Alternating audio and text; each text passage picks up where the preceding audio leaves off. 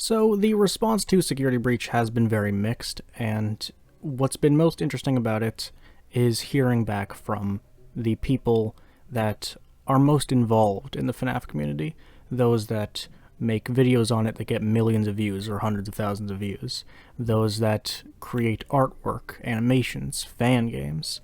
And since Security Breach is just so different from the rest of the series, I think seeing their reactions to it is some of the most interesting parts of this because, they have a lot of experience with this series and it's more meaningful to them, I would say. Someone who very openly discussed their opinion was Phil Morg, aka Phisnom, who is the developer of FNAF Plus. It started with a tweet that came out 2 days after Security Breach's release that says, "Security Breach might be the worst FNAF game experience I've ever had." Scratch that. One of the worst game experience I've ever had. No, it's actually the worst experience I've ever had with a game, period. Legitimately had more fun playing FNAF World on release than this. Really.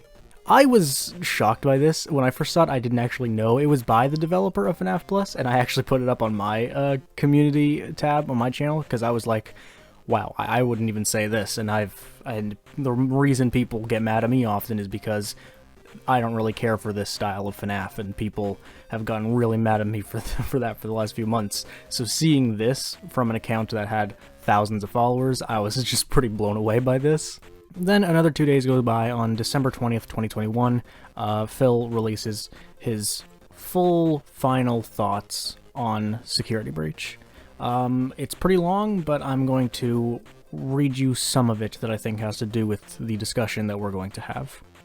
First of all, right now I'm actually feeling extremely happy and content. I know that sounds very weird after everything I've said, or maybe even a lie, but I genuinely feel like a huge weight that I've been carrying on my back for years has finally been lifted. I've had many issues with the path FNAF has taken over the years, been with it since its inception, 7 long years, really loved the first game, but obviously things have changed a lot since, which has led me to make fun of and complain a lot about pretty much every aspect of the series, from the books to the movie to merchandise and of course the main series of games. Keeping myself entertained by adopting a cynical, confrontational persona and being very vocal about the things that I dislike, even while still remaining a fan in the vain hope that I would be proven wrong in my pessimistic takes, or that maybe, somehow, the series would shift back once again into the direction that made me interested in these games in the first place. The release of Security Breach has convinced me this will never happen.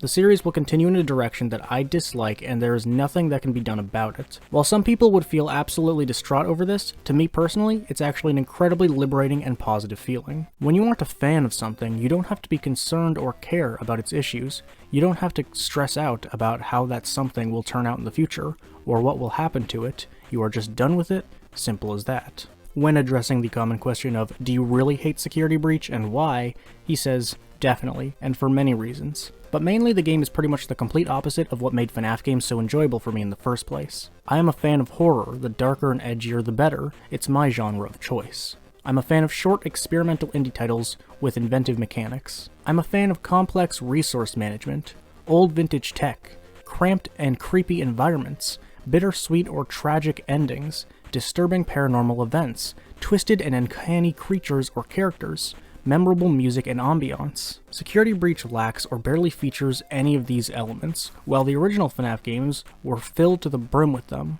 It feels like a cartoon, a sanitized, shallow, hollow, overstuffed, poorly planned, highly marketable version of its original self. While I always wished the series went into a darker and more disturbing direction, this goes the complete opposite direction. Now firstly, I gotta say, as most of you are probably aware, I do feel pretty similar to this in a lot of ways. Although I certainly didn't dislike the game nearly as much as Phil here did, I have always said that the reason I'm not a fan of Security Breach's aesthetic, and the reason even when it was just being marketed I was kind of making fun of it, was because I just didn't like the way it was so cartoony. I didn't like how simplistic all of its design choices were.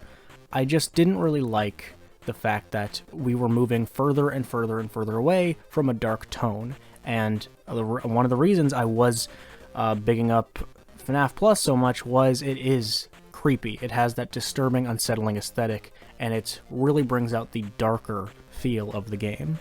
So I can totally understand where he's coming from. And again, that's just up to you to decide if that's what you think. That's just how I feel personally.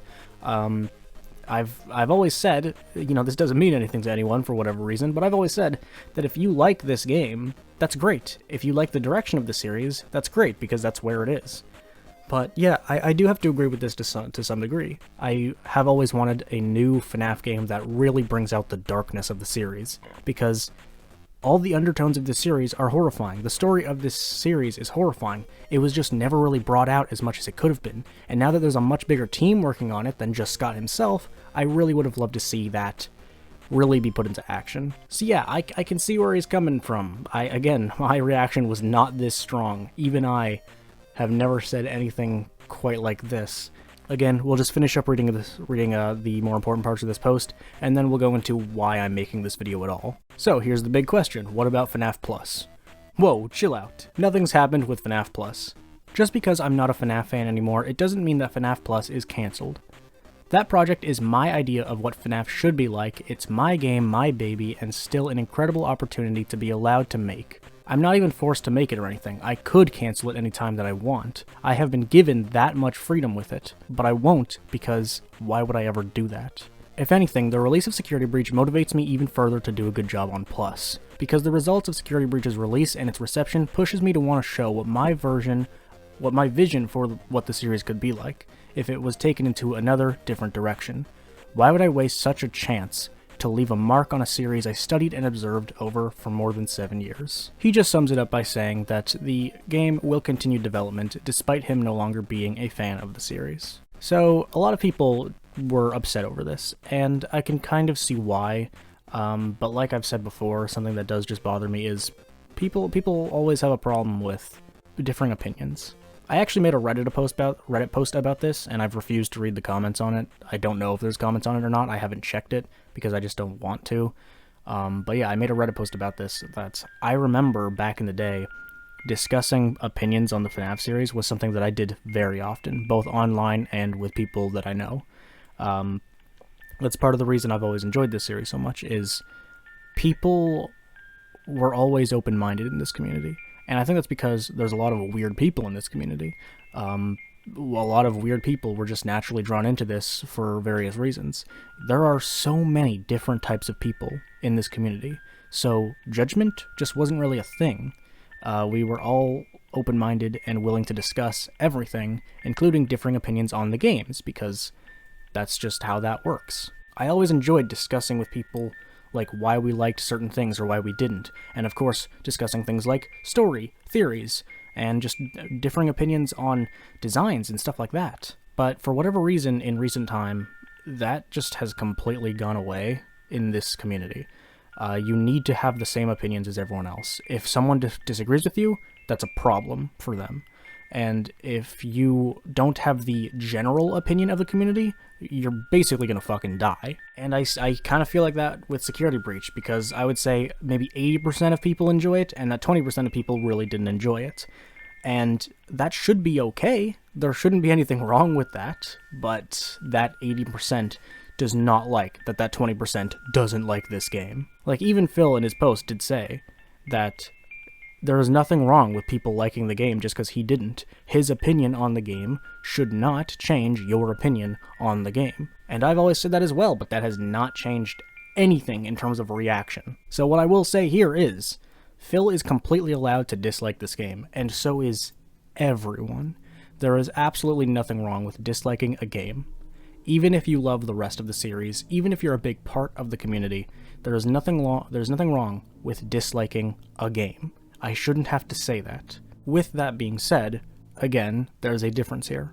This is the developer of a FNAF game that is being funded by the creator of FNAF. It is a part of a big initiative that involves other developers, and this is one that a lot of people have been talking about because it's had some of the best teasers, honestly. And the reason I think Phil messed up here a little bit is not because I have a problem with him voicing his opinion, because I do that on a daily basis. That is what I do, not going to say for a living, because I don't make a living off of this, but that is what I do on a day-to-day basis. That is what I put so much of my time and energy into, and I totally support the idea of discussing differing opinions, because I think that's the only way to keep a community alive. But the thing here is, Phil was very vocal and harsh about how much he really hated this game.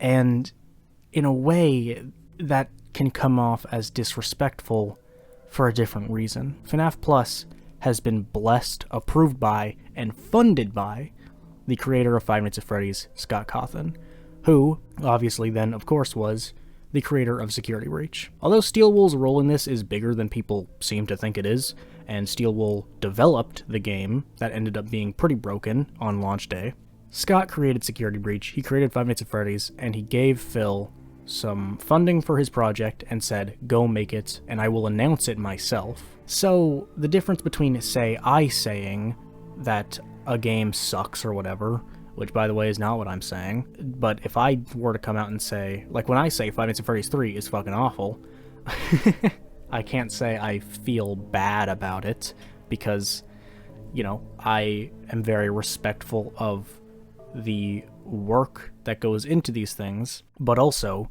it's just like, Scott wouldn't care what I say. I am nobody.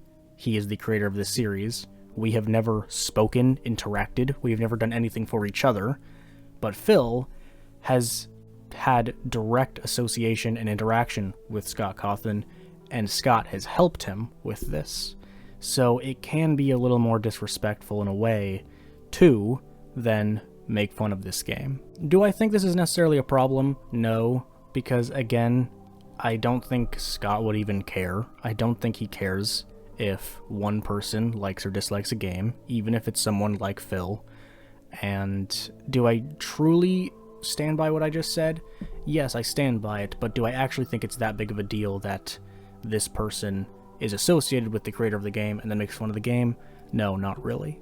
But that leads into the other thing I need to talk about, is that makes people less excited for FNAF Plus. Although he, you know, said that he's excited for this because it can show, he thinks it can show what he thinks the series could or should be like, a lot of people have said, I don't know if I want to play a FNAF fan game made by a FNAF hater. And it's just not really a great look, again, for someone that is developing a project this big. But again, in Phil's defense, it is just an opinion on a game, and he loves the older games, much like I do, and that is what has influenced, his reasons for loving those games is what has influenced the game he is working on, and that won't go away. So I think FNAF Plus is a pretty exciting project, and I will be playing it regardless, because, you know, I tune into these things and I'm excited to see these things. But at the same time, I totally understand why some people are kind of just like, you know, it's weird. It's weird that this person